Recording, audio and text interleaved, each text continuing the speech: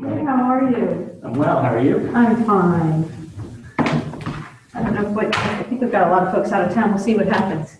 I'm not sure if we've met formally yet. Susan Rears. Good, Bob Howe. I know who you are from you. You actually, believe it or not, when we first moved to Charlottesville in 1997, when was that?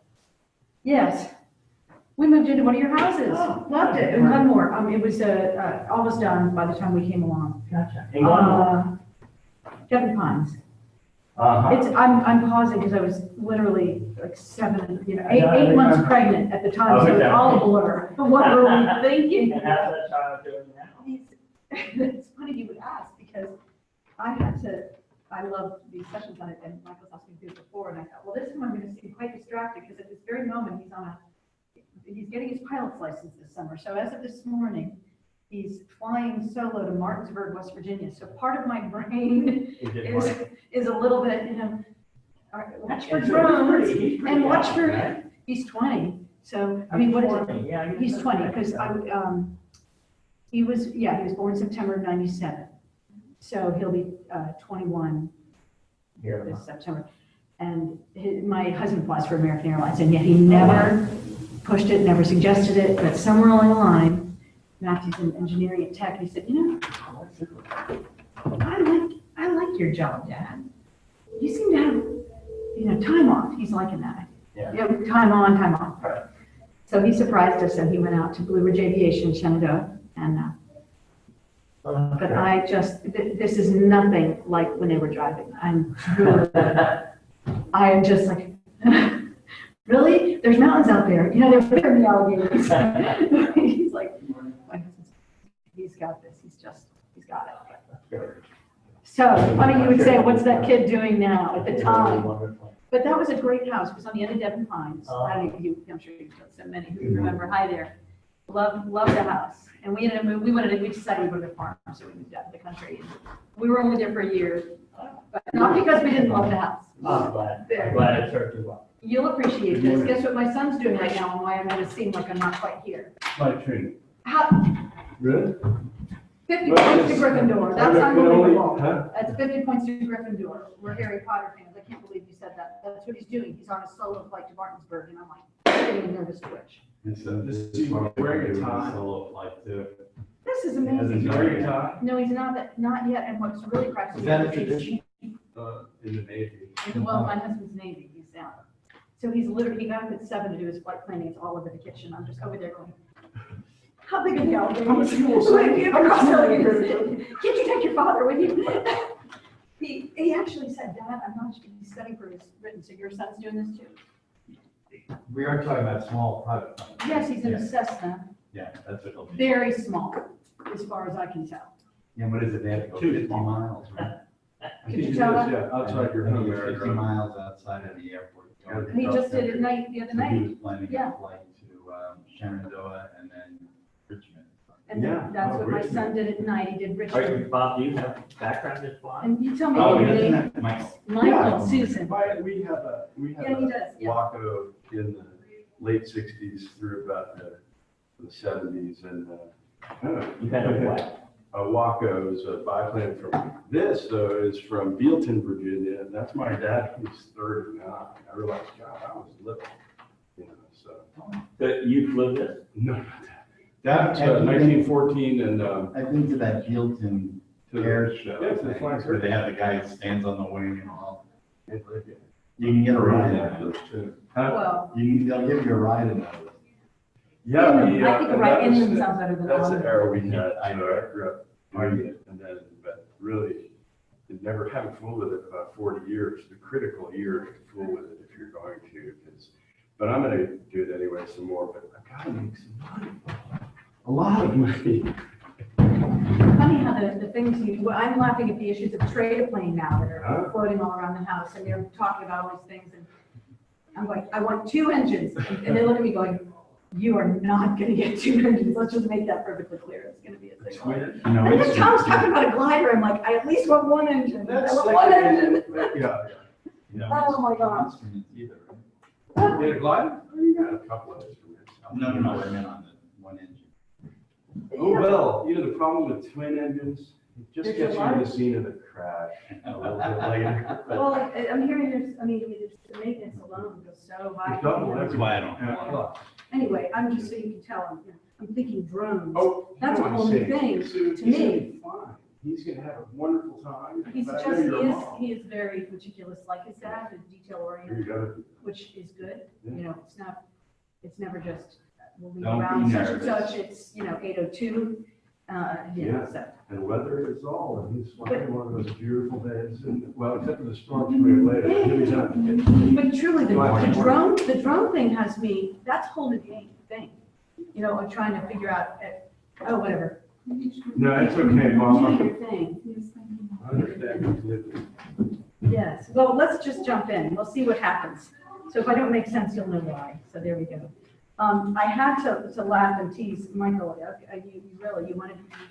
going to give me, what did I draw, the short straw? And you're going to give me the rubber band. I think it's one of the hardest things to me that we do. It's, Would you agree? sorry, I was just gonna say, it's one of the first things we sell along with ourselves, is the contract, to do business.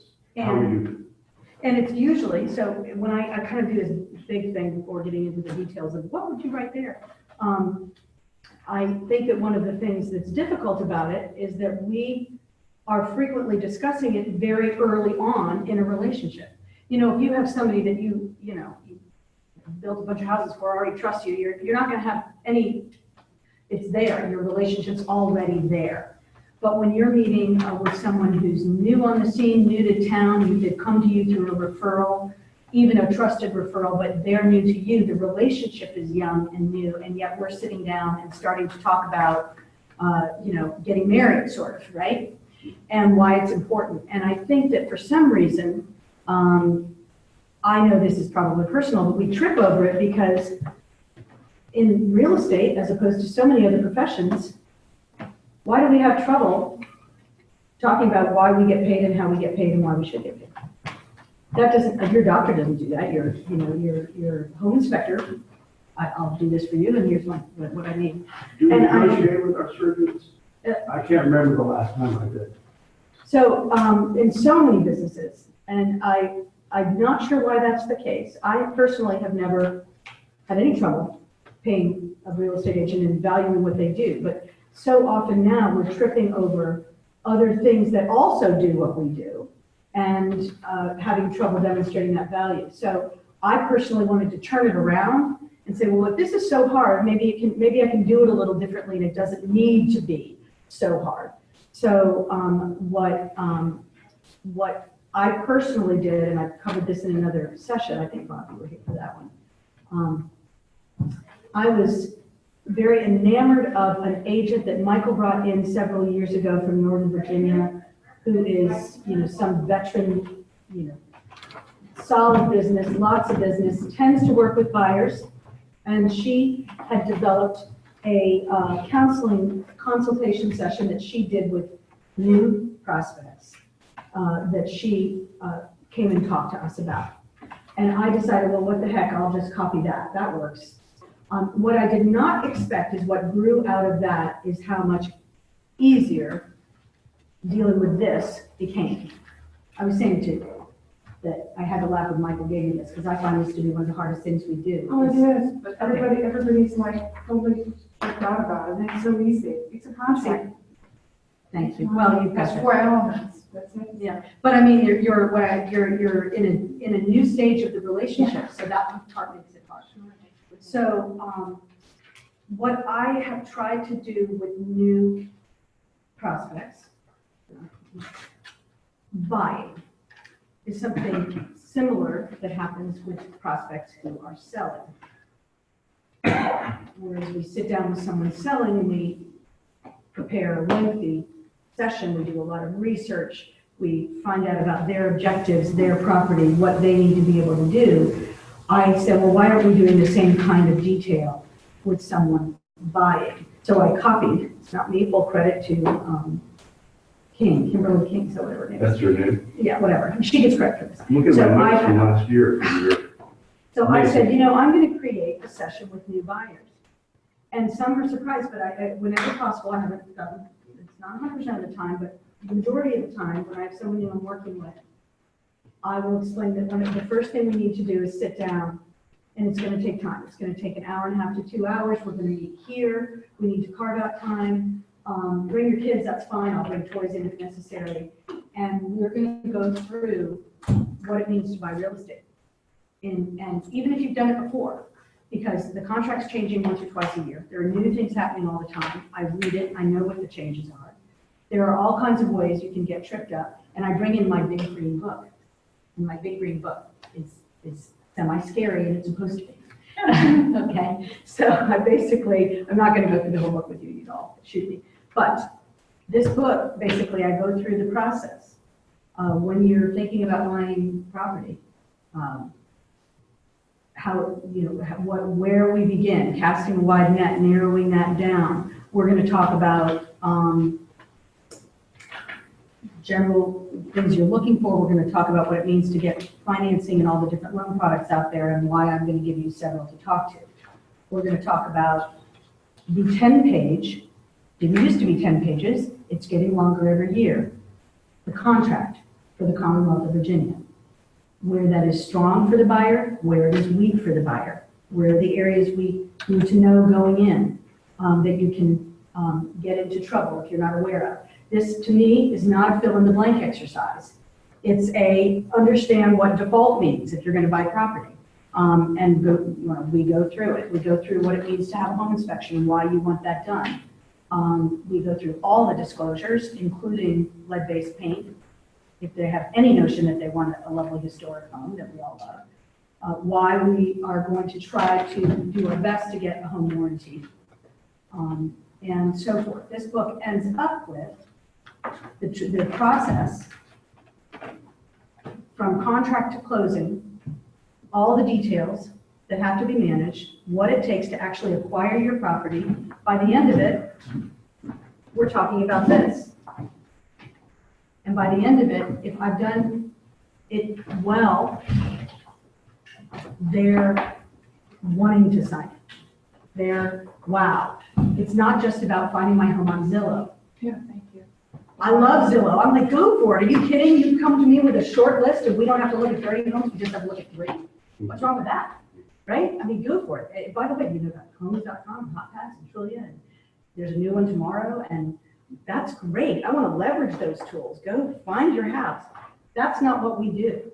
We help them acquire it and live there and move in. Zillow is not going to help them do that. So at any rate, so I found, without necessarily meaning to, that my thing I did, that I copied this wonderful Northern Virginia agent, actually helped me begin to deal with the buyer-broker agreement a little bit more effectively, and why it is, and comfortably, and why it is that we need to define the relationship. It's based on a two-way street, a team. There are things our buyers need to do. To me, I raise the bar. This whole thing is raising the bar. This is serious business, and I want to help you, but we're going to raise the bar.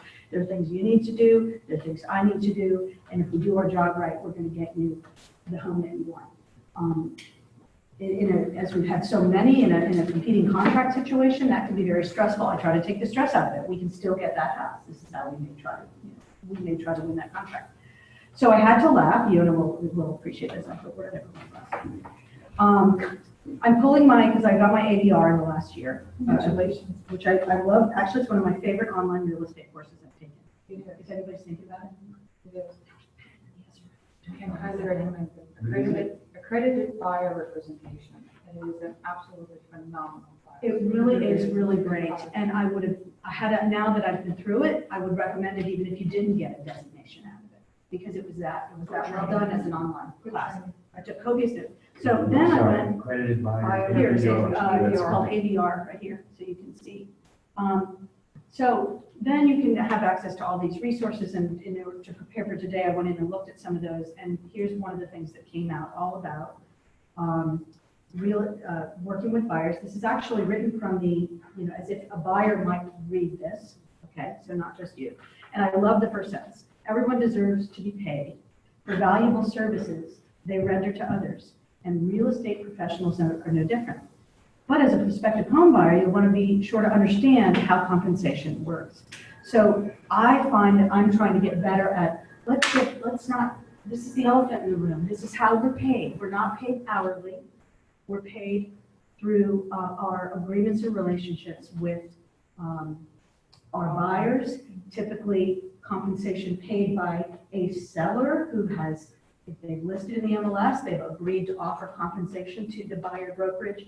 We talk about that.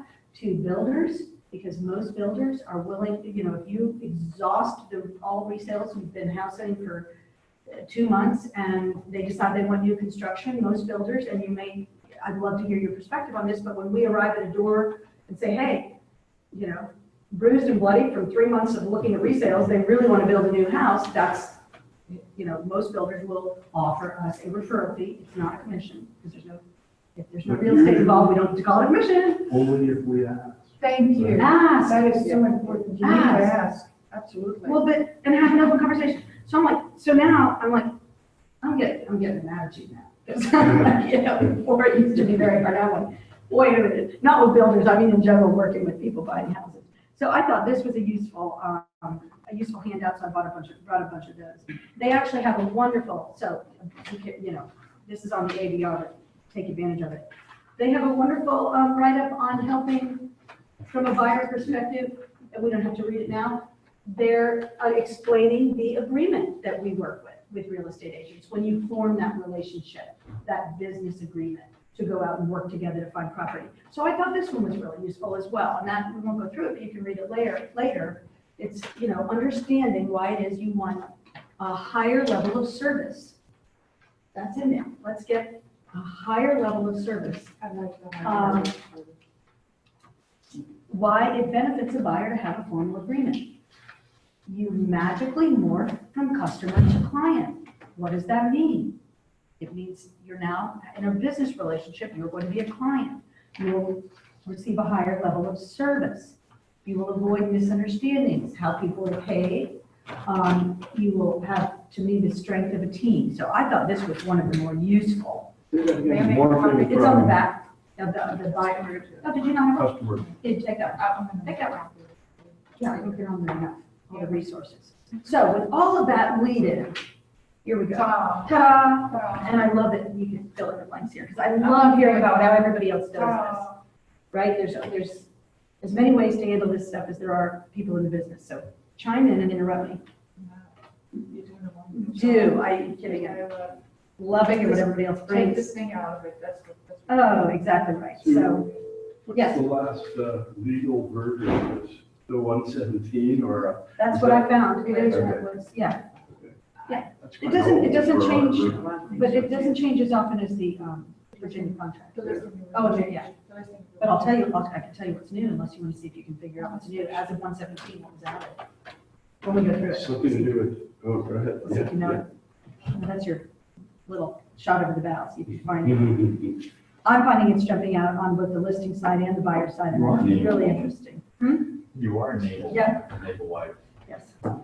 Matthew's flying a solo flight Cessna to Martinsburg today, and that's why I'm just like freaking out and half my brain. Over the Blue Ridge, he's got to shoot. He's got to go gaps. over. Got to shoot gaps, Okay. rockfish. So glad you came. It's the river of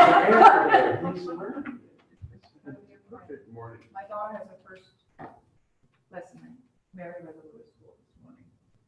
With what great teacher, she has no idea. Oh, fourth graders are a tough audience. I'll bet they're tougher than this. Very good. It's okay. So there we go. I believe it's January 17. It's the wonderful 450, and it defines the relationship that we form with a buyer so that they become a client. It has the same elements as Iona was saying as any agreement. We're going to define the parties. We're going to define the duration. We're going to define very specifically the property. So I've made copies of mine. Sorry, I didn't have the color copier, so you can pass that around. I know you guys know the document. I wouldn't have said that. Well, this one, I think, and oh, here's what's really fun. This one. Start polling the most experienced agents that you know. Start polling the most experienced agents you know and ask them, do you know how many agents do not use it? At all. at all. Yeah, not a different version, but they're not, they just take it, they trust they're gonna get And Compensated. they're also not, because it didn't used to be as formally as, you know, in the old days, right? And Illinois, Well, and I think Roy Wheeler makes a point of saying, let's get this in writing. Right? But there are many agencies, you know, that you don't. They ratcheted it down when they created it, and then they kind of let everything up on everybody. I think there was a lot of squealing, and then they said, well, this is recommended, it's the law, but we're not going to require you to propose marriage on the first date. We'll let you work Right, out. and that's, and we're gonna talk about that very thing, because that, to me, that gets into the first paragraph, which is great. How are we gonna limit and define this? Because you're right, on a first date, you don't normally propose marriage, but you might say, you know, if we're gonna go out for the next week and look at properties, let's at least go, stick our toe in the water here, kind of thing. So the agreement, and again, in my context, if I've done it right, not always, but it's at the end of a fairly lengthy session in which we've talked about what it takes to acquire property in Virginia, and why it is a benefit to form this relationship. So hopefully it's not just, I've just met, sit down and sign this. It's not like that. But I believe that we are guided, if I've got this right, you'll correct me, that before substantive conversations about a piece of property, we do need to talk about agency, who represents whom in the transaction. I try to frame that as protection, because you do want to know that the listing agent with the sign out in the yard does not work for you as a buyer. They work for the seller, and they're going to do everything they can in their fiduciary duty to that seller. So I try to talk about agency early on, and I'll hand this one out in a minute. This will help you do that. Explain to me. That's a good Yeah. tool. So, I think, I certainly understand that the listing agent's representing the seller. You don't get this sign, so you're an older agent, you don't like this process, you're just gonna do it the way. Who do you represent? Because you have no agency agreement, you're representing the buyer, or who is getting represented at that point? When you write the purchase contract for the buyer, right? I've shown a property, I don't have one of these. Are they being represented? You are, as soon as you use that lockbox. Yeah. The MLS. We have right to compensation, but you're not representing it. But the MLS, so it'll be interesting, that's a great question to ask a room full at a business meeting, because you're gonna get a lot of different answers. My understanding is that when we use a lockbox, the MLS rules, we are the buyer broker of record, or our brokerage is, and our brokerage will be compensated if a contract goes through, right, and goes to closing. But that's MLS, right? That's the MLS Multiple rule. listing Right. services is a vehicle compensation. Yeah.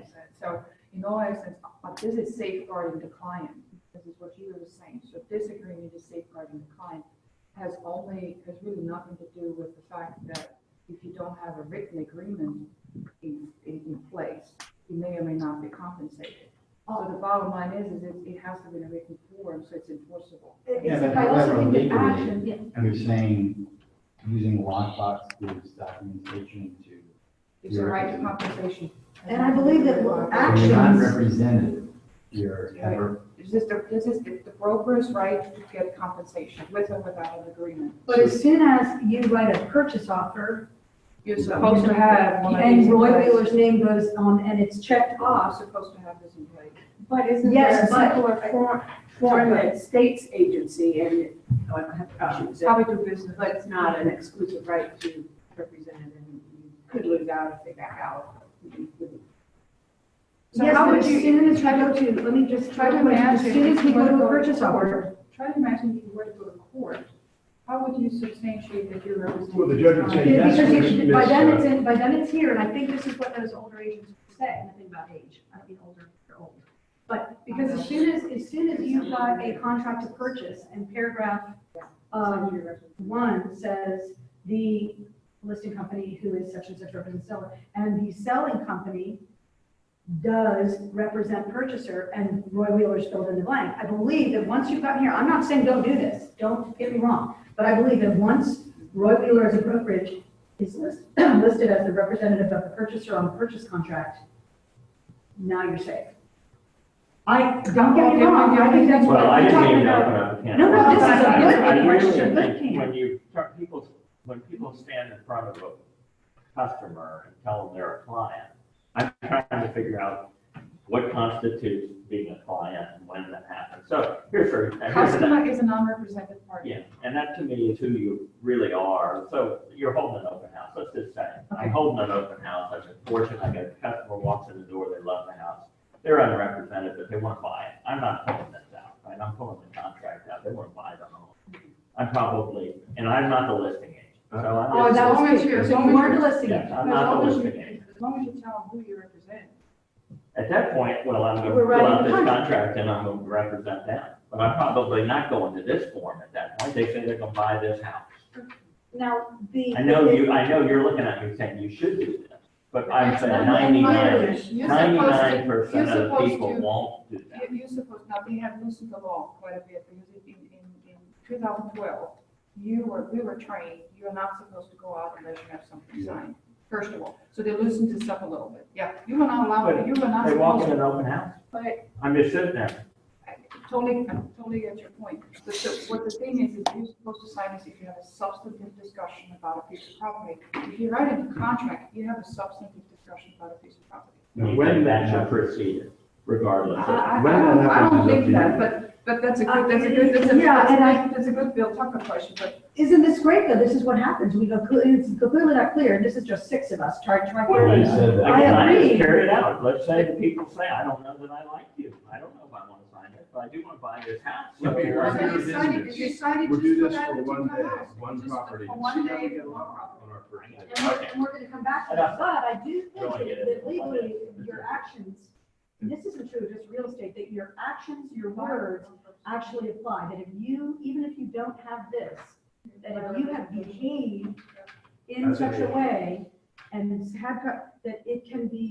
a legal case can be made that you were serving them as in a client relationship, certainly once you're checked off. And to be clear, we don't go on our name is only at the end.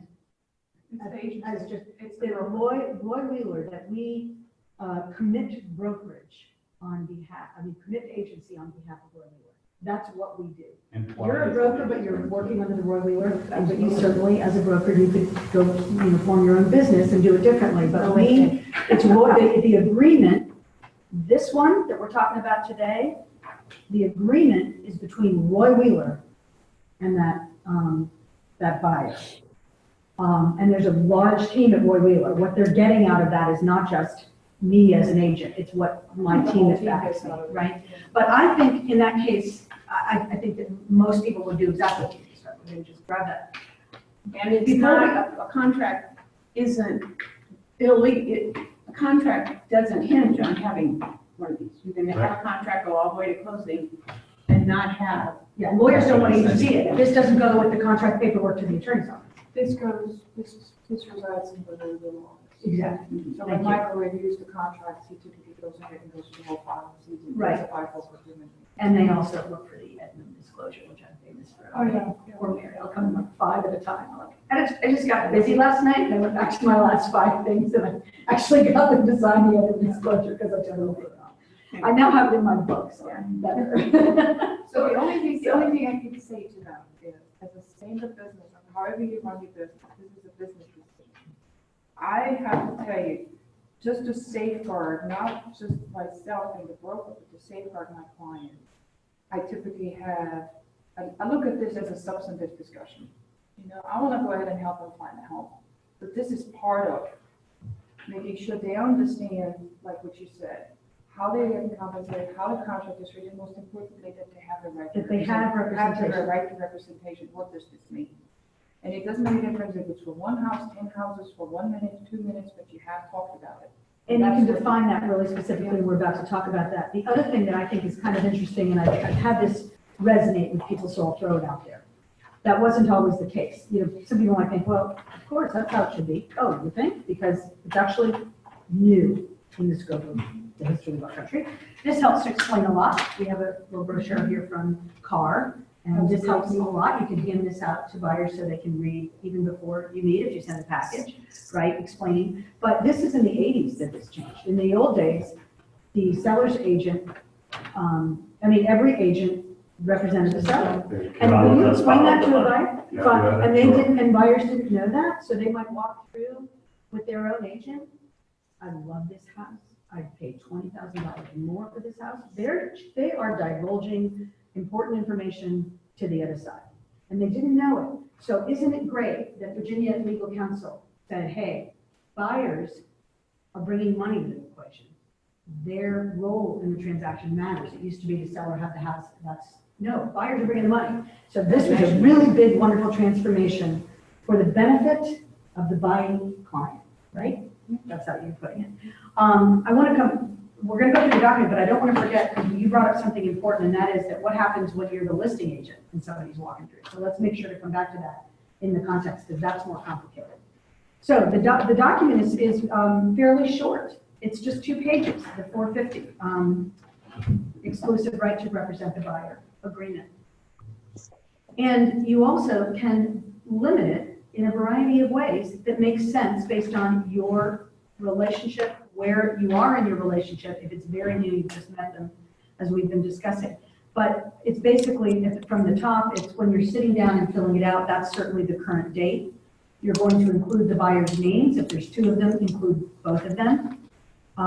You're putting in that, where is the broker here, not you personally, because they are the brokerage forming the agreement with the prospective buyer. 1 is where we start to have fun with a lot of conversations, and it's back to, bottom. Just met, they don't necessarily want. What would be the biggest thing we could do in paragraph 1? We could say, should you decide in the next 20 years to buy any real estate, anywhere on planet Earth, I'm your person. They're probably involved. Repeat after me. Repeat after me, right? That's it, right? From that grand global thing, we can go down to the properties we look at today are defined in the agreement to get our toes on how it's okay if you're reluctant to sign it. Well, let me earn your business. Exactly right. Now, here's Exactly. a rookie mistake I made last year. Extending that, because I knew it would be a piece of this young military couple. Let's do it for a week. Without thinking of all the everything that could possibly happen in a week. And one thing I know about the military moves now is that when they move, they got to move, and everything's pretty efficient. And so anyway, I said a week, and so they are really focused. I can't be with them 20 hours a day. Well, I will from now on. Because they were coming to me as, we want to rent for a year and see, we're here for 3 years. We want to see how things, see the market, see a lot of houses. I'm like, that's great. We're going to rent. I said, I'll help you do that. And then, we can talk when you're ready at 5, we can talk at 10. And that was fine. And they're really nice. But on the other, so I would spend 4 hours a day for 3 or 4 days with them. And we got along fine. And we were looking at, and suddenly it went from rentals to also buy. So that was great. That took up a lot of the 16 hours. And then when I wasn't with them, they were out looking at rentals, and they found one near Avamere, and the owner, the landlord, was there, and they said that I went through all the rental thing. And then the guy said, you wouldn't consider selling, would you? And the owner said, I sure would. And so I get a call late in the day, because I was just a Friday, it closed this Friday, and it's 4 something. And they said, when does our buyer agreement expire? And immediately it's like, I said, well, at 5 today. And we talked about this and that. And they didn't tell me anything about where they'd been that afternoon, and they bought the house. And on the other end was this very shrewd operator from Madison County, who shall remain nameless, who was using the services of another broker to get all the legwork and do the ministerial part, and she didn't get paid. And they had a very nice deal because, he's just gotten back from Iraq, and I really liked him. It's like, well, I didn't have an agreement. So 1 day is fine to earn their business, but after that, it's 6 months for me. Well, and that's to me, it serves as a great example and how it all comes from what is that relationship going on? This sort of puts in writing, in other words, if they were so new, you didn't really have that trust yet, right? With somebody that you, to me, when you've got somebody, because it's so new, so then, and to me, all of us were exactly what you did, for a weekend, and So there's there's also nothing implied, like no lockbox and stuff like that too. Oh, yeah, and I think Is if it for North sale River by- wanted to play hardball, they probably could have sued the people I was trying to befriend, so I'm like, nah. not worth it, not worth it. So, But the overt conversations and talking about that early on, getting it all out there, I mean, everybody would have done it was not done well enough that it was just the term, and I didn't think there was harm. But, you know, in so many things, time is of the essence, and it really is here too. And it wasn't hoodwinking them into, you know, reeling them in, but it was, what I was doing is shifting from rental housing to purchase and not being with them more. That's where I felt them. I wasn't with them. The other thing is you do have a protection policy. So there's a policy that protects you. Number of days. 60 after, days, yeah. 90 days, whatever it is. So it's a matter of. If it's a house that you showed them. Yeah, but they Right. didn't. No, they didn't purchase, They went- they found a rental and turned it into Yeah, a so private you sale. did put for sale by online. And buy broker agreement. Well, what if, how was that? See, I put for sale, I put anything in there. Well, Or So anything. let's talk about that, because I'm glad you pointed that out, because I missed it. So in paragraph 1, when you're defining, you're not talking yet about how long you will work together, like Bob was bringing up, that's paragraph 2. But in paragraph 1, the ideal, if you've got that early relationship, you feel like you can do this, it's any and all real estate in the Commonwealth of Virginia. Very likely it's going to back off to Albemarle or Nelson, right? Something that someone says, wait a minute, I may be a second home in Washington, you know, in Arlington, I've got a different agent up there, I need to back that off. But let's start with what would be the ideal. Any and all real estate in the Commonwealth of Virginia, including resales, new construction, thank you, Yona, for sale by owners and land. So insert that when you're looking. So that's for sale, you know, you can, I wouldn't call it visible on the contract, but it's fine. For sale by owner. But you also, when you add that and you have a conversation about why this language says what it does, then you have an opportunity to discuss that process.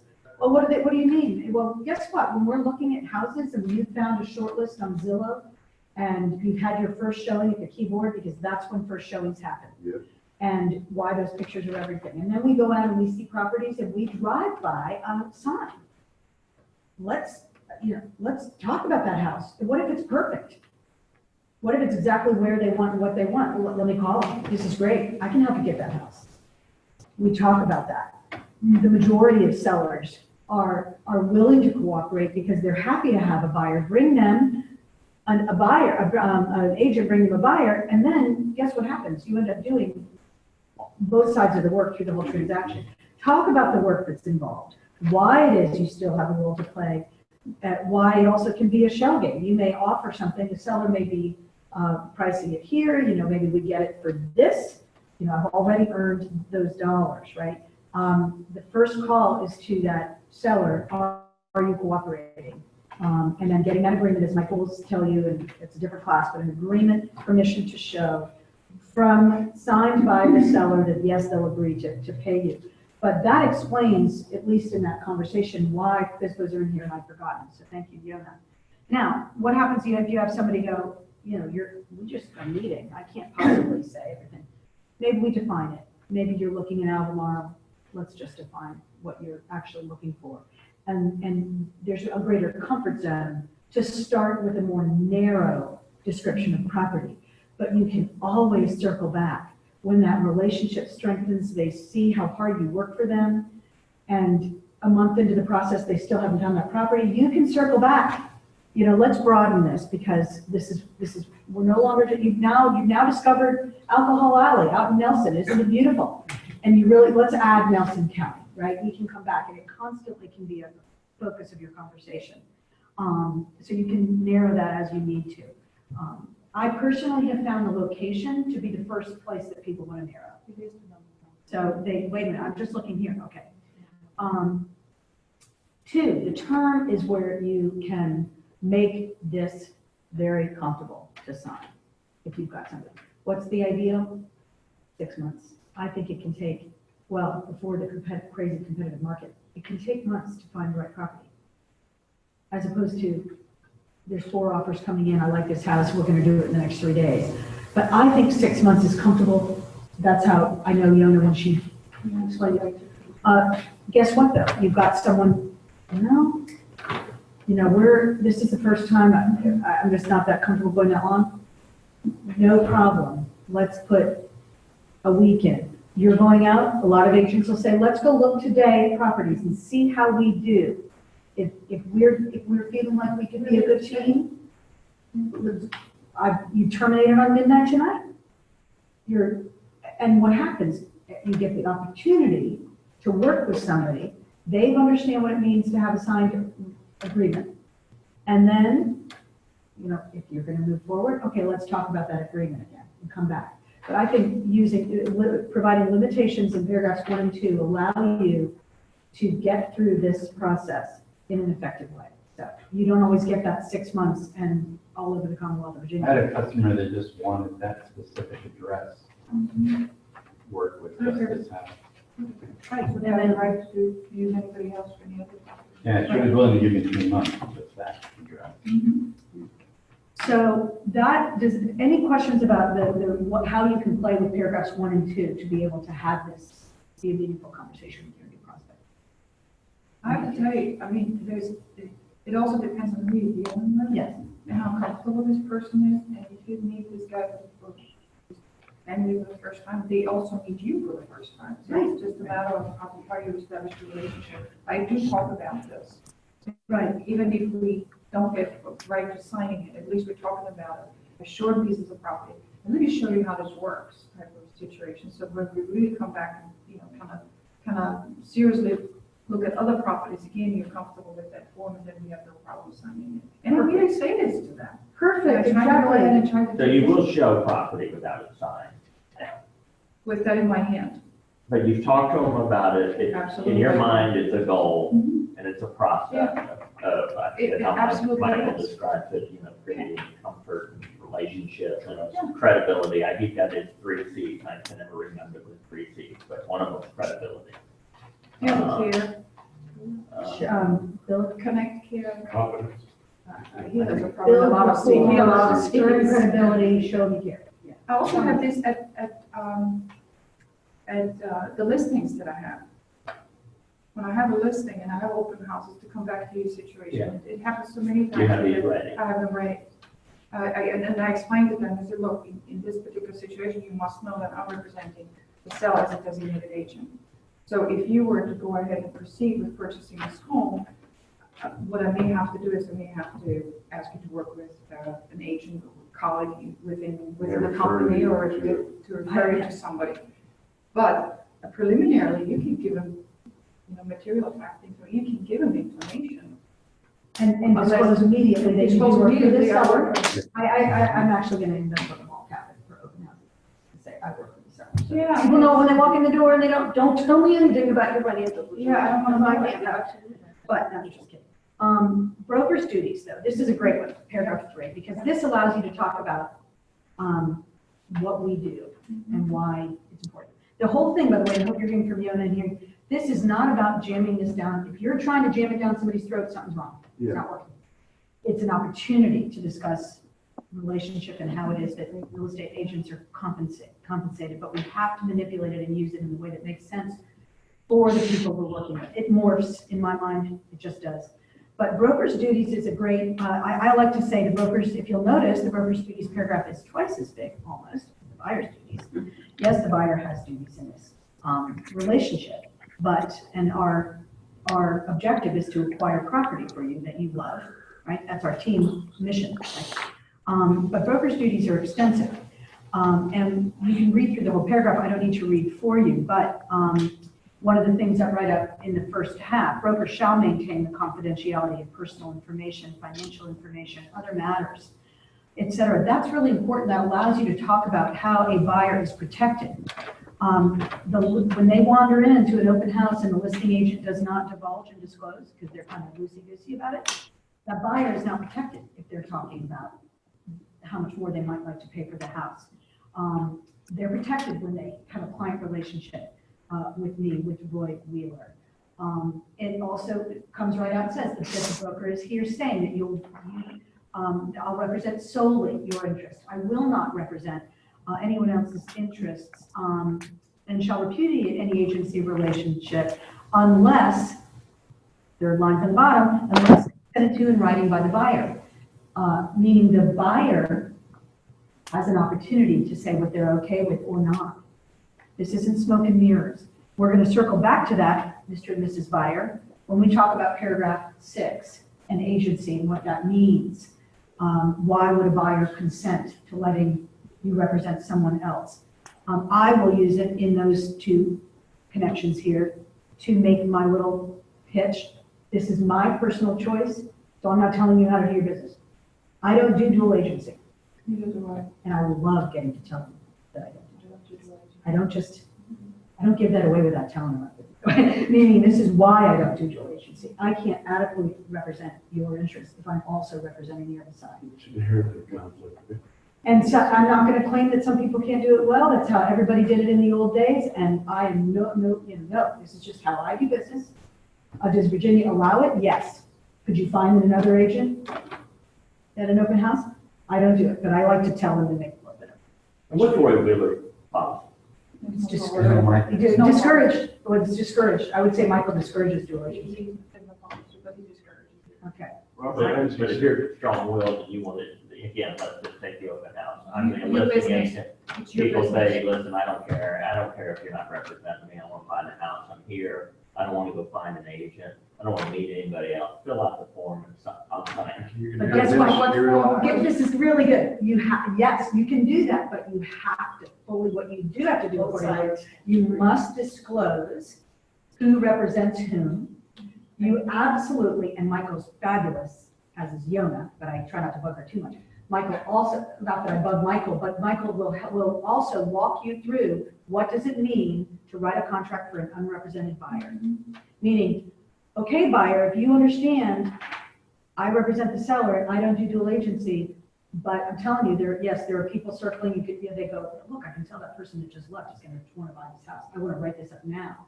You can absolutely write an offer for an unrepresented purchaser. That you can perform ministerial acts, provide information about the property, not divulge seller financial information and what they'd be willing to take, of course. But you can still accomplish what you just said as long as you disclose everything. And a lot of buyers in that situation, if they're realizing, and you don't have to tell them this, you might, as a listing agent, be willing to go back to that seller in your relationship with that seller and say, I'm bringing you an offer from an unrepresented seller, and therefore I'm willing to reduce the compensation, the 6% compensation that you agreed to. That's also a personal business choice. Now you have to disclose to other brokers who bring offers. They want to know if there's a unique thing about the compensation, right? They want to know because they go, wait, level playing field here, understandably so. But if you disclose everything well and you have somebody, I had it on a land sale. They wanted to write out unrepresented. That's how they wanted to go. We did it. They signed every disclosure and we got through to closing. I provided them information. I can give them people to call. I can't advise them, but I can say, oh, you need a surveyor? Here's 3. Oh, you need a closing attorney? Here's 3, but I'm not advising you. What would you say? I would certainly think ministerial acts only for unrepresented buyers, preferable certainly to dual agency. Designated agency is interesting, and that's when you refer it to other people within the firm who you trust. You can tell the client that they can represent you as a buyer, and I trust this person, but we're on opposite sides of the table. And that's what I would push. If I had somebody in the open house, I'd be pushing designated agency. You know what? I think I could probably find you someone in half an hour, truly, who will pick up their phone and say, I'd be happy to represent their needs as a buyer and get this rock and roll fast, right? But it allows you to say, oh, I can still I've disclosed, designated, get the offer done, we don't talk. And that's designated agency, which is within Roy Wheeler, and that to me can work very smoothly. You need to sign the You need to sign the non-representation Yeah, disclosure. Right, all of this is disclosed, so everybody understands it, and it's not fill in the blank. That's. Sign here, it's what this means and why this matters. I'm thinking in more cases than not, if you've already started by representing the seller. Yeah. The seller might not be clear on everything you just said, not understanding all those general implementations, might not be comfortable with you also representing the buyer. Absolutely. We need to And- discuss and- it after. Guess what though, because you're right, but if you've done it, when you had that whole conversation when you signed the the seller listing. knows you're So representing. they know, and I get my same spiel to sellers, I don't do dual agency, so I will never represent the buyer. I might find an auxiliary agent, they might choose to be unrepresented.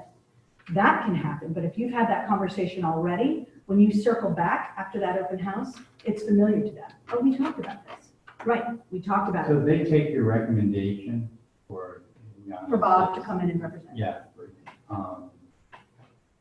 Do you then get a referral fee on top of that? You absolutely can. That's about outrageous, absolutely. If you refer a buyer to a colleague, Yeah. you can. So it really behooves you not to accept dual representation. Well, and that's get designated. Commission and then 25% of commission on top of it, correct? As a designated I provision. mean, that's a reasonable, But just make sure you're talking designated, because you said dual, so I want to make sure. well, I meant turn down the dual representation too. Yeah, and again, I don't personally think, But is that a reasonable arrangement? Is that something that's I would common? check with Michael, but I think that's. that's what That's I've, what I've. yeah, me too, I've been having that explained to me, that if you get a call on a Sunday afternoon and all of a sudden you're in a contract within a few hours. Yeah.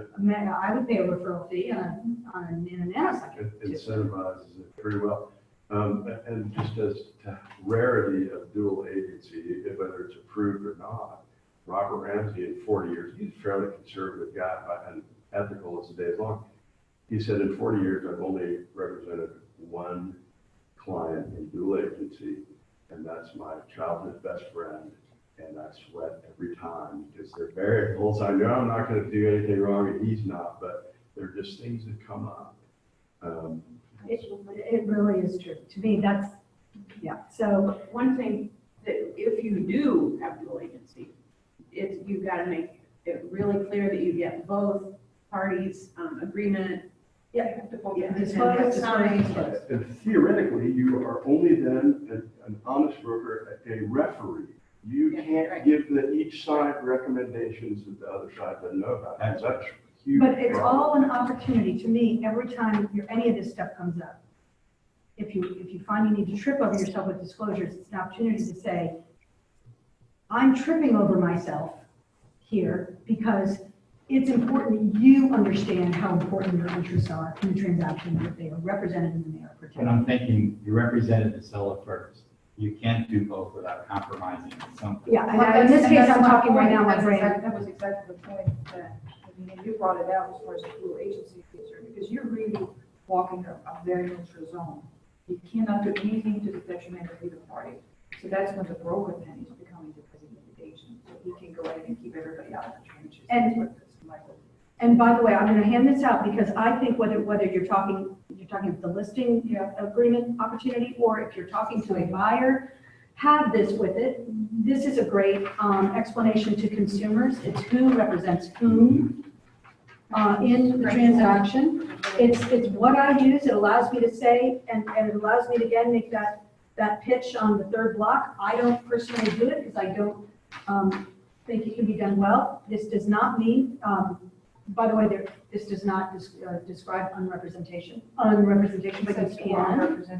So that's a really great piece of paper to read, to understand. It allows you to be able to explain to them why it's so important that every party understands who's representing their interests. So brokers' duties, buyers' duties. I don't, they can read, but I do talk about generally what does it take to get a house under contract and to closing. And all of the things, if I've done this right with my book, they're already deer in the headlights and going, what was it? What can go wrong, how often things fall apart at home inspection, why we all need to you want to be the calm one in the room throughout. But, and a little bit about buyer's duties as well, that this isn't, that we need to have a relationship. I need to know that you'll respond. Please, If a buyer goes radio silent for a week, that can be challenging. What happens when, I know there's something in here about being available during agents' regular working hours. I actually talk a little bit about that because I'm not wouldn't it be great to be 9 to 5? We don't. I talk about how, for most of us in the world, buying a home is a personal endeavor. So we do it in our off time. We do it at night, and we do it on Saturdays. Understand that as an agent in the business, I get that. But everybody I work with to get us from contract to closing works Monday through Friday, 9 to 5. So we are constantly having to juggle. So I try to have an opportunity to explain. There are days of the week when you might not hear from me as quickly as you might in others, because I do have to carve out that time. If we have an offer out somewhere, oh no, you're gonna hear from me in a minute.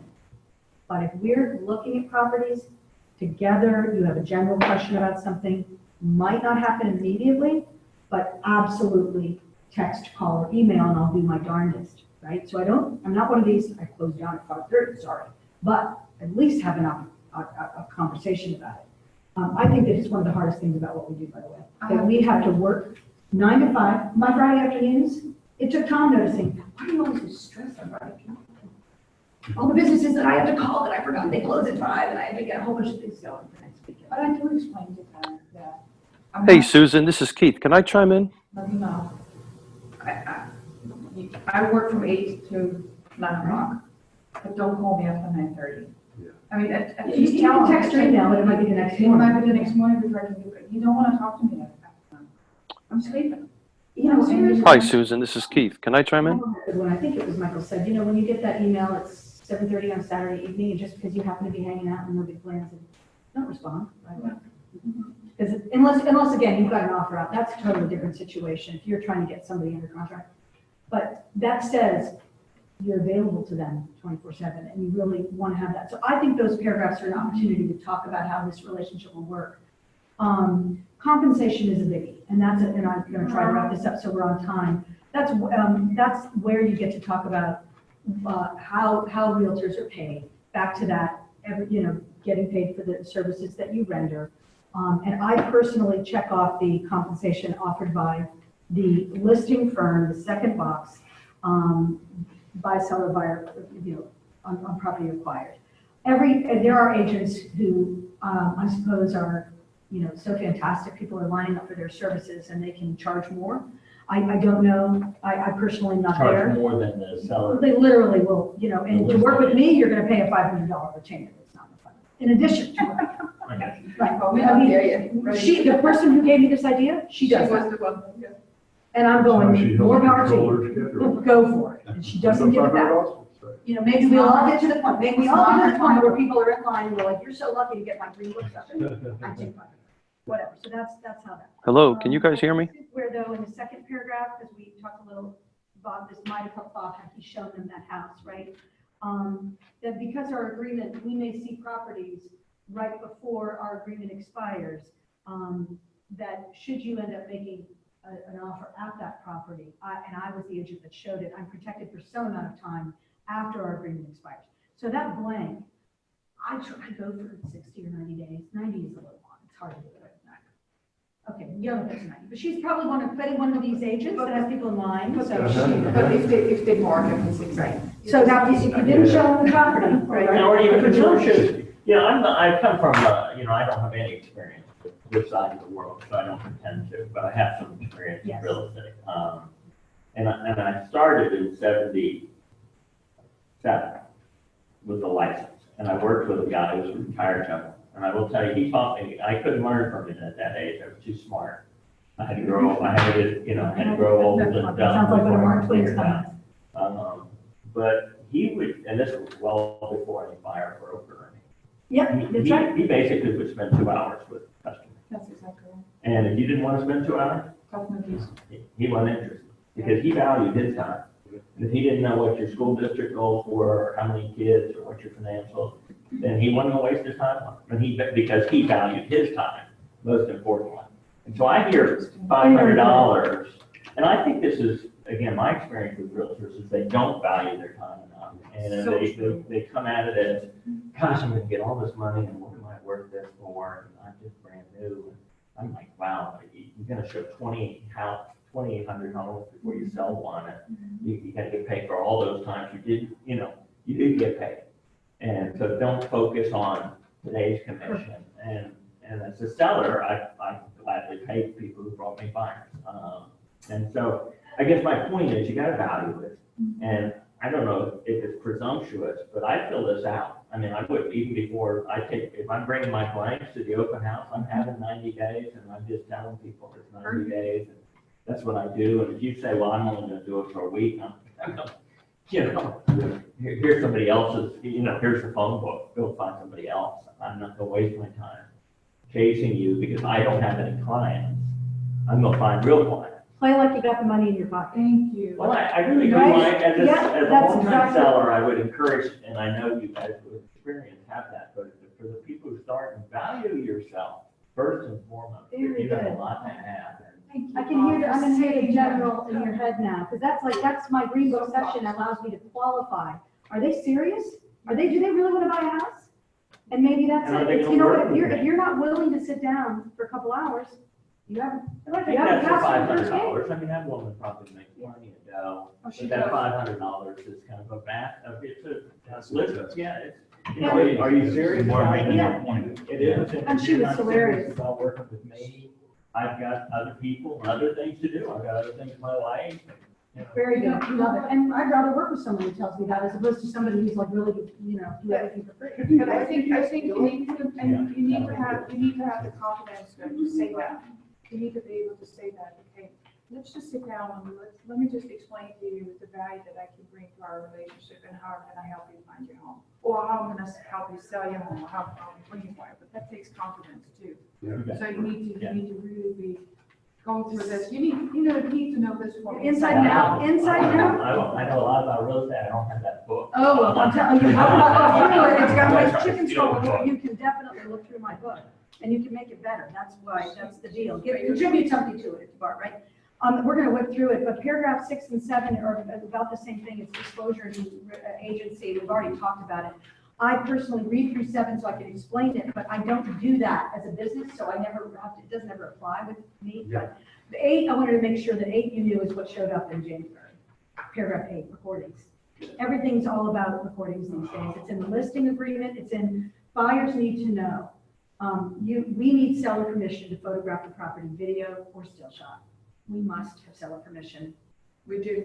And And vice the other versa. We must. I've heard the legal counsel in this room say you must. Navy SEAL had his covered lung because somebody put all over social media pictures of the house that they loved in Tidewater. And the guy had certificates on his desk and that, you can imagine the lawsuit, right? The other So you must have seller permission. The other thing you want to be careful with is Alexa in the Right. house when you're showing properties, and you need to. Does a seller need to disclose if they On have? the listing agreement, yes, but do they always? Is it better to protect your buyer? Let's not talk about Let's not how agree. much you love the house in We the gotta house. take that step back. I'm not even sure I understand the word. So it's stating that you should have recording. It's stating that you need permission from the seller if you're taking videography, photography outside you're of not- what's in the MLS. Sometimes That's with remote number one. clients, It's- buyer clients, you can walk through and do a Skype session and do it, but you Have to get permission. That's statement 1, but statement 2 is it also says buyers should be aware that the seller may have a security system that records or allows for remote monitoring. So you're telling them 2 things. Ask me if you want to take pictures. I have to ask the seller. And 2, they may be recording. And potentially in another situation, you've got to not talk about, we have a new ring around the country. It comes flying all over the world. I want to know, we have a new thing on the ring doorbell. It records. Somebody could walk, I wouldn't even need meaning to, and they could walk up to my house and go, it's perfect. I showed a house, I just have to walk to the front door and I clapped my hands and I said, oh, welcome, can I help you? I'm like, Freaky. it's freaky. Yep. So, But you're not taking any liability for what the buyer does. So I'm walking through a house, let's say I've actually done my job and they've signed this. And they pull out their phone and take a picture of a memory point, which they're gonna send to mom. That's their problem, right? I told them not to do it, That's a good question. but If you've but told I them not can't, to. I can't control. If we've told them not to, I mean, if we've told them not to, right? He wants to know, do you have your speaker on? He's trying to. Oh, Chris set it up. I don't know. Was I supposed to do something? I didn't do anything with it. And we're almost done anyway. So there's my technical limitation. I'm so sorry. Come on. He has to email us. I don't know. Chris set it up and I didn't do anything. I don't know. I would think we wouldn't if we had told them, but believe it or not, one of the other, in the same session with legal counsel related to the seller doing recordings, that happened. Everything in a contract happened because of a problem. Yeah, I Right? guess that's why I Yeah, find it, yeah. and what you see here is somebody hasn't done or hasn't followed through, And- that's why it's in there, so I need to make sure. Again, In the I case- wouldn't have ever thought about this Nathan I Field know. situation. Can you Oh, believe yeah. that? And I'm now thinking, okay, I'm getting it signed just for that purpose. Very good. Whoa, whoa, whoa. There you go, I just want to be Awesome. pretty, people are walking around with their phones. How am I And gonna stop? They posting get three stuff on people, they're in social different rooms. I just want you to How am I gonna know know, we what need people the are- seller's permission to photograph. And tell them some more stories. I'm not gonna torture you, waterboard you if you photograph that, it could kill the deal. Or if they're listening to us and you say, I love this place, that's gonna work against us in negotiation, so, you know. Perfect. Plus- Tell them a plus- war plus- story, and here's the one they gave us on the seller recording, because this actually happened. Agent is going through the house with the buyer. Buyer's spouse is out of town, they're photographing right and left. Agent gets a call on her cell phone. Why are you photographing? My seller's listing without permission. A, didn't know I was supposed to. B, how do you know? They knew because they had a camera. Sure. But then that's also in the listing agreement. The seller's supposed to tell us if they're recording. If they don't tell you, right, how are we, So you know this is just gonna get more complex. Yeah, this is. Exactly, It's exactly. in the And house, it's the, it'll be your thermostat, right? It'll be- Exactly.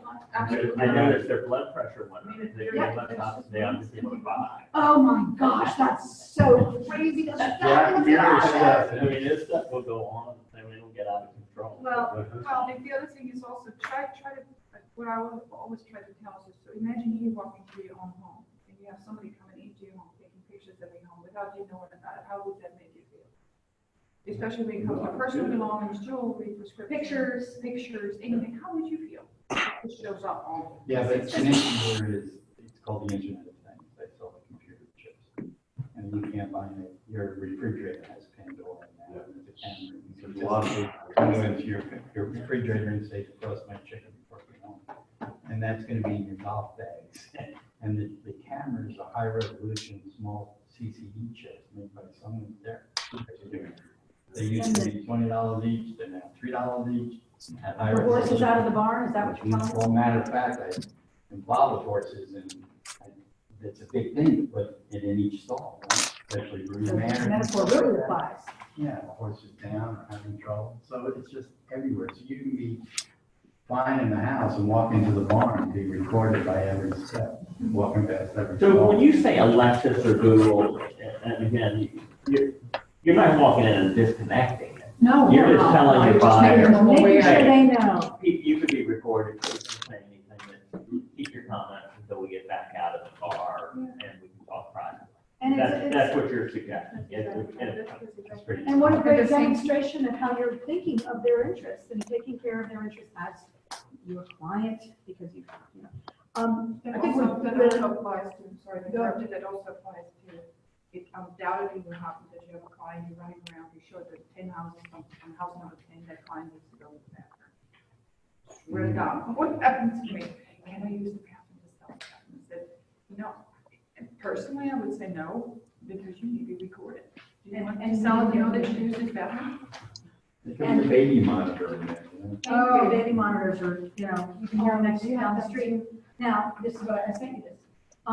This is I have to, phenomenal. just because, and you guys can read this on your own time.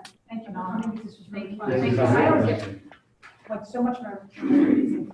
But this one was fun. It turned up actually in another online course. It wasn't as great as any of it. I'll say this was phenomenal. We've got to talk about So it the next Orlando Regional, they shared it, so I didn't steal it. The Orlando Realtor Association shared this, because somebody went to the trouble of defining every possible thing we might do from when we start either listing or finding a house to closing and beyond. 237 items. It is amazing, that's not. And you know what, if you have, so much of what we were talking about today is demonstrating, I love how, you know, our value, explaining our time is value, what we do, why we do it, why you great to solidify this relationship. 237 things, the critical role of real estate. It's amazing.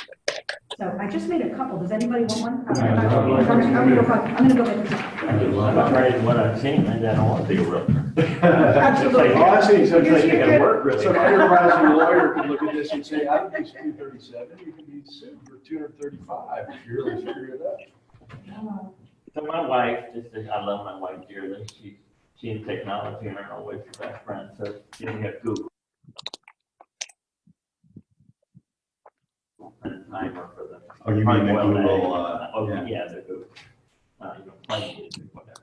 Well, she heard someone where they can hear you. So now she's unplugged. So. I don't blame you. I like it. So if I want to listen to music, I get back in, move out. And then she walks in and plugs it once. We're going backward. If you knew the money Here we we are. time that's going into researching advances with what they call AI, artificial intelligence. And that stuff is just being poured in those Googles and Elsa, whatever. Even on your laptops. And the whole thing is to collect data and then figure out you're buying tires next week. And if you want to use our product, just remember, check this blog. 20 pages or. You know what happened to me too? I did something very stupid just last week. I saw on Facebook, there was this more about heart. And I thought, you know, I want to learn about it. I don't really understand the old days of heart mortgages. So I checked it. I've been getting calls every 5 minutes from all different mortgage companies. We can save your house. One or two asking I answered some questions just because I wanted to see what the wrap was. And then, of course, it was almost like trying to buy a timeshare there for a while. And that got ridiculous, so I got away from it. Now I have to block the callers. Yep. I mean, it literally has been going on for 4 days. And every hour or so I get another, and they're from California, Indiana. And some of the more sophisticated ones have these rolling systems where you number and you get another. That's right. one from, you know. That's A right. lot of our calls we're getting. We're having potential deals that. Elsewhere. Oh, that's Call, have a Charlottesville number.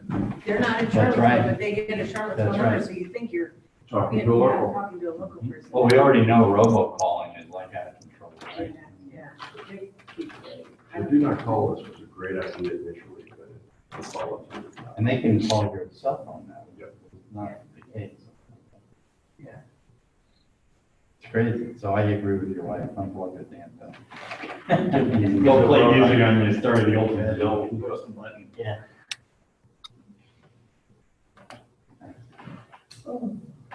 That was quite helpful. Yeah. Yeah, she's really good. I guess she's one of the. Yeah.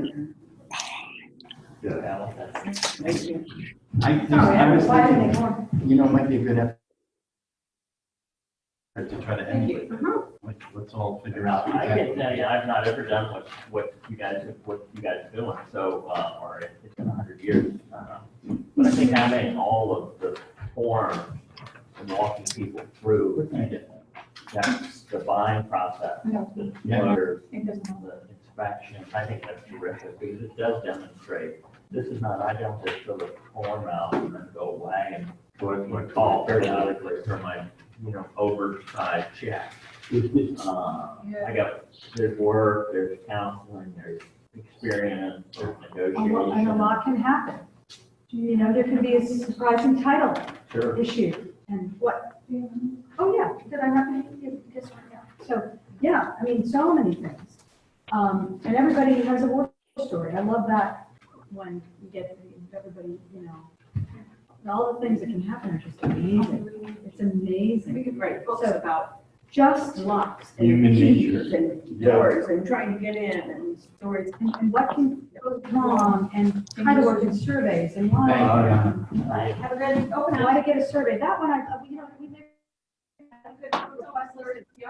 Michael, things to cover in these sessions.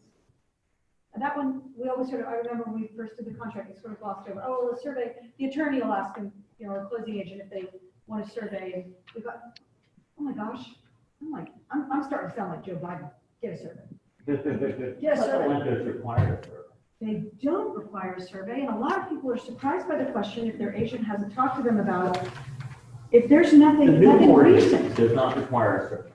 not a full ground, I don't think so. I mean, I've had many transactions closed without new surveys. I'm about to cover this with someone today. It's an old property. I see no current survey in the documents. I'll confirm whether there is one. It's nice to know if the seller, if there's one maybe a couple few years old and nothing of consequence has been done since.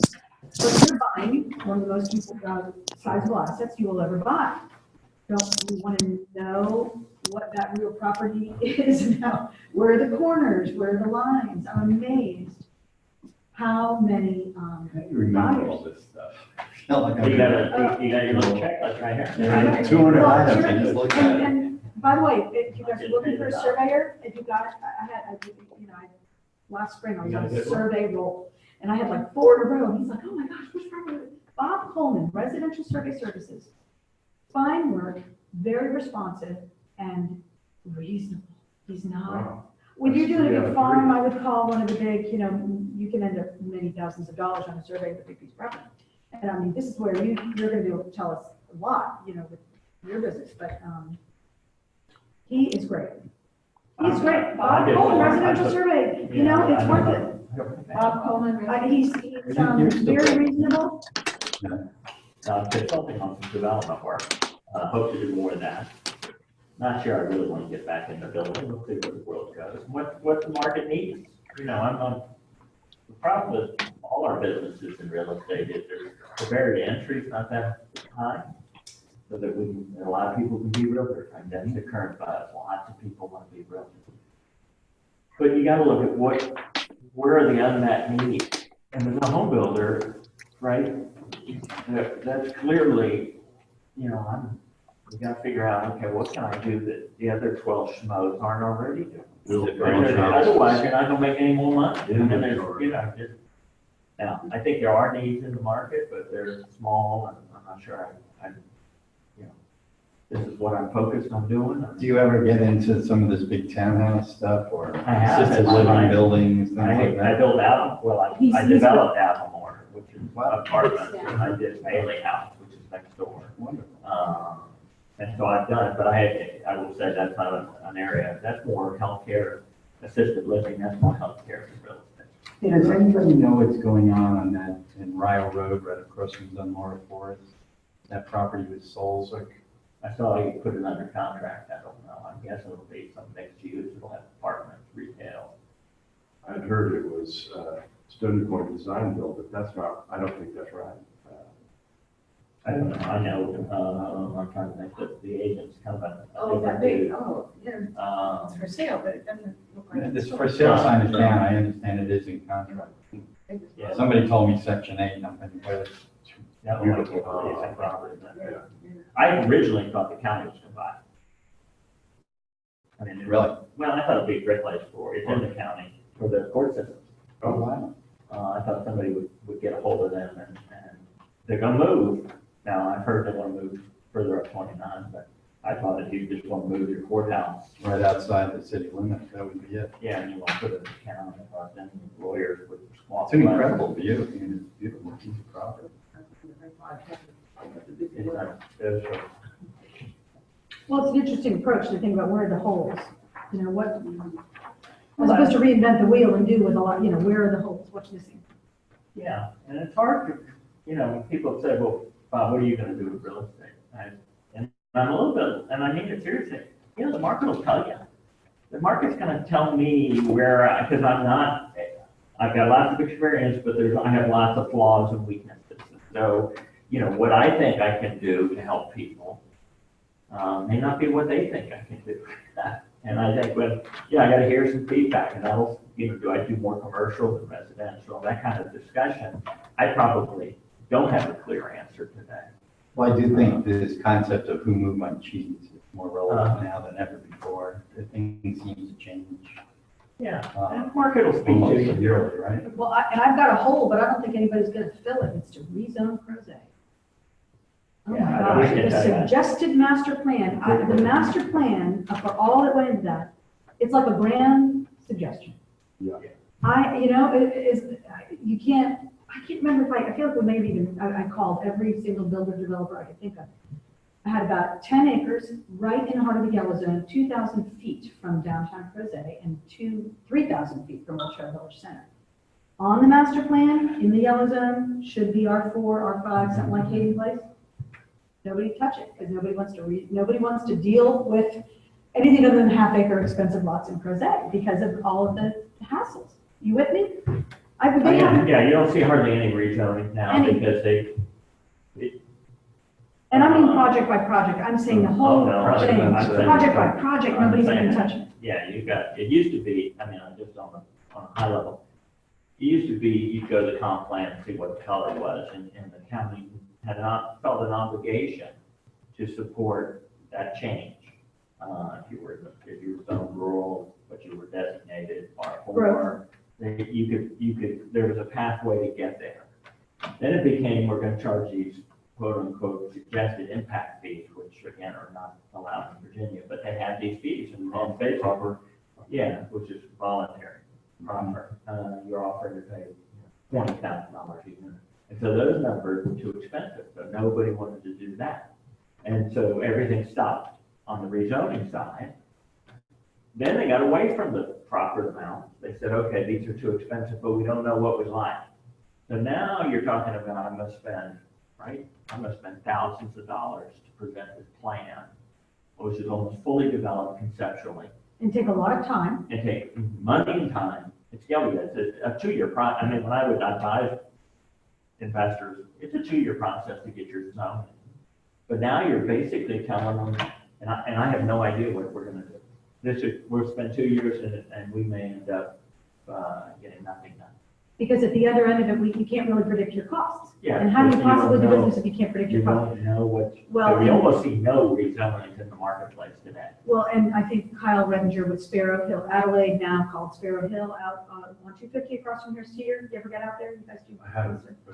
If you're heading west and you Real pass close your to Sear. King and Pollock and Acton. my Not favorites. that, I know, Nelson, not No, that the far big out, ones. it's before, that. Before Old Trail. Oh, yeah, it's Yeah. before the light, it's the light at, To the Short store. Road. And all the shops. On the other side of the road, you'll see a lot of development underway. It's stopped. Has another cool road going. Just past What Village. he went through with an owner, he was working with a private owner. And it's in the yellow zone, and he was trying to do something fairly dense. And what he went through is a classic example of what you're talking about. It's unbelievable. And, a lot of the voices were, there was sort of I chatted with Michael about it, there was sort of a theme in Crozet of, we've got ours, we don't want you to get yours, right? We're here now, We're pulling up the track. we're pulling up right, and, Corey Farm didn't want density, and people were concerned understandably about 250. And then some of the voices on the board were, oh, well, we know it's in the yellow zone, but it's on the perimeter, so we don't really like the idea of R3, R4. He finally just said, forget it, I'll do by right. Forget it, I'll do and what? by right, which I think you can get a little more if you're willing to do some of that percentage of affordable housing, is that right? There are rules within the by right. Within the by right. It depends on what a by right is. I don't know what it tells you was by right. Some people. What does that mean by that? Well, every property has a development right. So, right, if you have 100 acres in the rural area that's never been subdivided before, you have by right development of 5 2-acre lots and 21, and there may be provision. I don't think there is in the rural area. But some people are zoned R4, for example, 4 units an acre, townhouses, single families, triplexes, no multifamily, again, and maybe comp plan for high density, comp plan being the long range planning the county does. Mhm. But you can't get between the two. I got by right R4, and I have this dream of high density, but there's this chasm between us that's called Albemarle County. It makes it unfeasible. This is unfeasible, it's unworkable. It's just not smart. I mean, Crozet is a separate world to, It really is. It's just they crazy. did all that planning, got their comp plan, it's specific to Crozet.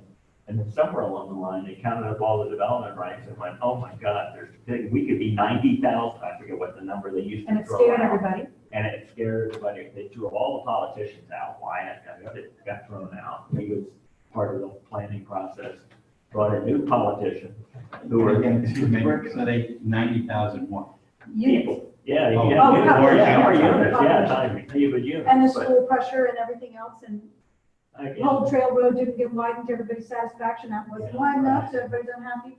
Corey Farm came out in force and, no, and on Adelaide, that's what everybody called it, but he's renamed it Sparrow Hill. That will eventually go in. These must be the crazy. biggest challenges for a builder, right?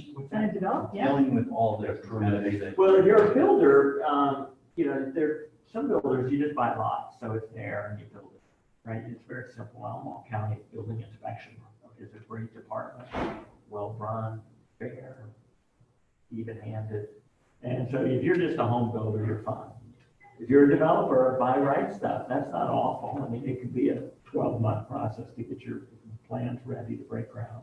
But But to change it and rezone. But you go to rezone, and I've only done a couple. I tried to rezone Four Seasons many months ago where ACHC is. And this was back when it was owned by a bank. And literally, they moved it from a little tiny meeting room to the auditorium, and there were, 500 people from Four Seasons with like big signs. And needless to say, that didn't go well. And I did rezone Belvedere, which I had by right. And it's been very popular, very And highly I did what regarded. they wanted, but it took a rezoning. It took me 2 extra years to give the county exactly what they asked for. And yeah, and that was back when it was easier. Frankly, that was easier than it is today. Now, Brookhill is, I saw the Alan Taylor, the guy who works for Cash out there. I guess they're getting closer to breaking ground on that big property on 29. They're Yeah, really and good. they may have rezoned that. I'm not sure if that was a rezoning or whether it was a development but it's Yeah, let me go Well, check it. you should have heard the funny things, like I was scribbling down the funny lines I was getting when I thought, oh yeah, I was working with several owners. This is such great property. I mean, 10 acres, the hassle is there were a fair number of tear downs. So that's always, that's expensive. And one of them had asbestos shingles, that just got worse. So that wasn't so exciting, but some of the comments I got were just hilarious. One builder, and I will not give his name, and I love the guy. I will never in my lifetime do a neighborhood in Crozet again. Is that on record? He said, that's how bad it was. And he went through between the community associations, the residents, the Elmore. They're very well organized, they're affluent, that's a tough combination. Oh, that's funny. And their buzzword is, we're not going to be Fairfax County. And Which, not that there's a I chance. get that, but the master plan was supposed to be anti-sprawl. It was keep the rural beautiful and pastoral, and let's be dense here. Okay, well, what happened to let's be dense here? Why can't we do what you said we're trying to do? They've moved the goalposts. So you know what, let's make that, that's the slogan on the counter, the chasm between. The LRL, people not- I've always, well, one of the The things you chasm asked me, between. I'd probably, if I had an interest, I'd probably have more interest in going to represent homeowners associations against developers. Than starting to build homes again. Probably gonna have a lot to offer them. Well, I know, You know how to fight because you saw the other I side. know when they say something, I know whether it's true or not. That's really interesting. But, Well, rezonings in Crozet are certainly, it's unfortunate. it really, that's It's a very, unfortunate, but very diplomatic word. That's not what I was hearing from some of these folks. That was the funniest. I will never in my life. Is that where your primary business is focused? No, I seem to be all over. I had a group of folks that I know, and that's how that happened. And we're selling them individually, and that's fine. And we've got one under contract, little 1 acre piece. It was fun. I enjoyed the process. It was my first dabbling into a small development idea. So even though it didn't succeed, it was a huge learning experience. And I loved that part of it. I mean, we wrote up a request for bid, the whole thing, had everything together. And what we learned by the lack of interest from everybody I could talk to do a 10 acre, fairly dense piece in Crozet profitably was vital to learn that. there was literally zero interest, so no market interest. Not gonna get anywhere, let's just break it off and so. So that was just, it's not really hard, this by any means, it was fun. Sue, thank you. Thank you, this Thank is you so very fun, much, and good I love luck this, here. this is great. Good luck with the flying, sure. Wow. I'll give you my father, who was he's about 100 today, we were alive, grew up flying with biplanes. That's how he learned to fly. Oh my gosh, they're beautiful. Do you know Skip Dean? Yeah, I'm not sure I wanted to fly one into battle, but, Well-known FAA. Did he fly military? they learned to that. and Charles he flew Woodward, with see it. Joe? At Charles Oh, isn't that Woodward. amazing? I know, They he's learned actually to operates fly out of I look at Gordon him. Field, and goes everywhere. How about Dan I'm Rogers? not sure I'd go up there. I tell you, Most well, of they're everybody so I've beautiful. flown with Matthew, and been around my in son, the aviation type job. was showing me an air show. Hartford County, Warrenton B-29, I Plains. think, So, during World War II. I mean, I did that for Tom about 5 Sasser years, so it was my dream as a job, radio raising operator. money for It was just so restoration. cavernous, I Museum think, they were so big. aircraft, Yeah. basically. But My the son's aviation has original changed, through the teacher wars. Flight. Anyway, yes, I'm sure it's fine, I'll find out. I was just talking Beautiful. to, I have I have Sort of two antique, sons at home. I don't know, shiny aluminum little. They played lacrosse, and so we were at a Yeah. lacrosse tournament with a guy. Twin, it was a twin Mike, and, kinda like, Sky I don't King. know, Mike. Yeah, I Really remember, good. but it was chrome. It was The a whole cheap, life. yeah, no, it was, Professional it was pilot. aluminum, but it was, Wealthy. it was New a York shiny real estate. aluminum. Yeah, finish. you know Guys, that. they're in their 80s. Well, The kid moved away now. He's got- He apparently took another job, flew it out of here. yeah, twin. My son worked at Signature at the time. Huh? Dealing with And, rich people. the guy was an instructor there and kept It's so funny to say that, because I'm sure In that. Gordonsville There or are a lot Charleston? of jobs. So Yeah, my I son mean, this neighborhood had would be a call. something that I would encourage them to consider. And well, I Airlines mentioned, and the aircraft. pilots, Lots of the stuff airline that's industry is listening to them. forecasting pilot Ton of shortage, warbirds which up is why there. they keep One looking guy at had for some a retirement. big and seven Tom's T now and he kept 62, there, he was on the air trips, and or he's lots still of flying T full. sixes and T He's 28s. on I've been to 777 that flights field to Europe, to show. South America. It's pretty Full wild how schedule. well kept so many of those When do you planes think you're are, gonna- you know? I They- guess they they were have to. You gotta 63 be- now, It's, 65. and the problem with Yeah, the because they fabric don't have the. covered ramps airplanes to is the fill in. people that know how to do it are dying off, so it's really. Well, it's, you know, it's funny, I used to live You don't on the go shore far and to that's get true your of all pilot boats. flight. Oh, same sort of idea. It's a little Hundred and harder. fifty, Well, fifty. thank you, really fun, Good really to good. see you. Y'all have a great day. How'd the wine and cheese go? Went great. I owe you an apology because our artist was John C. Barker. He said, tell Susan, he didn't say that, and that's why I didn't, but do you know him? John Barker, why was this He's a name? photographer, Englishman, and, No, John, you're not Barker. Do you mean, it is Barker. is it So he Barker? made the Oh, flyers. you know, I know, believe it or not, the two English guys, I didn't think of him as a photographer. Did you say Yeah, photographer? it's fine art photography. He goes to all the national parks and weird. Needham is a photographer, he's British, and so that's who I went to in my brain. John Barker, you know what he is? One of the most amazing tenors you'll ever hear. Nice to see. Oh my gosh, I'll be honest. oh my gosh. Nice family. He sings with the oratorio. Daniel? He was at UVA. He graduated from UVA at 18. He's a friend of So Matthew's, the wonderful. two of them were friends, if they remember. Huh? Yeah, and John Barker is such a nice guy, I didn't know. He's doing very nice. and photography, I can't believe sorry I we didn't missed it, know. but, well, hey, the work's gonna hang there for another month, so come downtown and just walk. If you haven't come back, ask him to sing. I was seeing too. He's unbelievable. Yeah, well, yeah, it's crazy.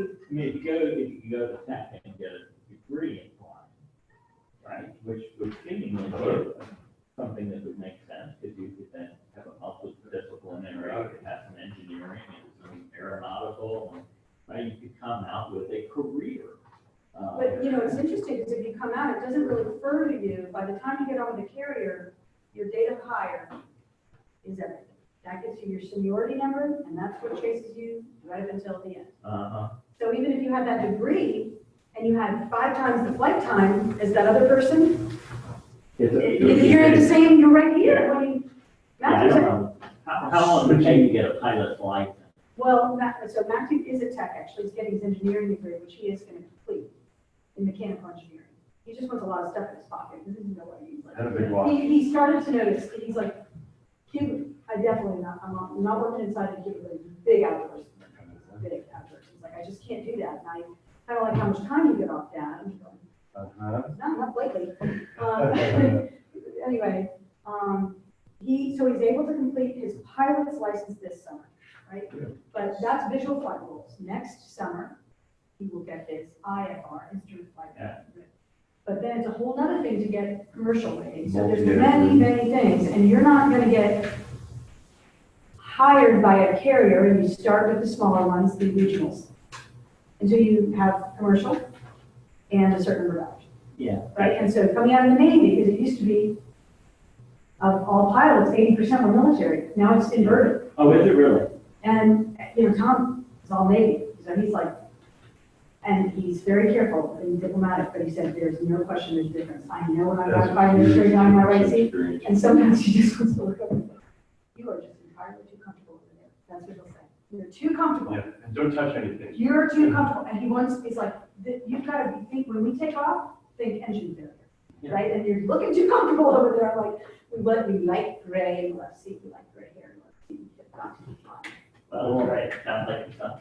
I hope so, we'll see. Thank you for all the help. I'm gonna for go the call, make education. sure all is well. Do Thank you have guys. my cell number? I do. Good, then let me know when you hear that he's soloed and on his way home. Okay. It's a big deal. It is a big deal. I can't believe I missed John Barker. It took me a second. I was Yeah, thinking that's why I was Richard sorry. Needham is, he's British, wonderful I know his photographer. name. He does real estate photography. Mhm. Great guy. And that's who I went to, but John, Sarah, and Daniel, and Stephen, and Daniel is, I Daniel's just really, met the wife. Daniel's really a genius. Yeah, that's what I understand. Matt, And the mom was pretty sharp Oh, herself, she's- so I'm she's like, great. okay, these are well, polymaths. shoot, I wish I could. We'll do it again, and Yeah. now I owe him an apology because he mentioned you and I did not. Oh, they're so great. Well, next time, boy, you should hear him sing. He's amazing. Well, I guess I was supposed to turn something on that I didn't. Whoops.